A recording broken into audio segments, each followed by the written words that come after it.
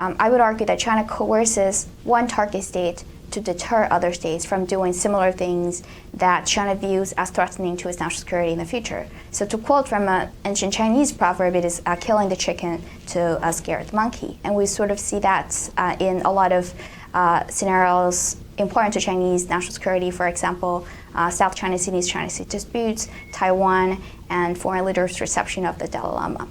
And the second point is that in an ideal situation, China would want to, or any state would want to use coercion as much so as to establish a reputation for itself and to deter any of the future behavior. But coercion is not cost-free, and in particular is quite costly for the coercing state. So the primary cost is economic cost.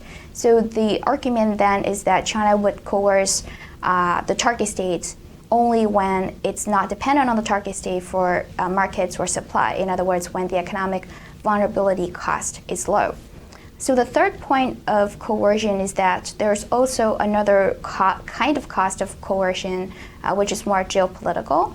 So states like China would only use military coercion when the geopolitical backlash cost is low. And by that, I mean the probability or the possibility that a third-party great power would balance against the coercing state, especially by using military coercion or military escalation. So China would be more likely to use non-military coercive tools when the geopolitical backlash cost is high.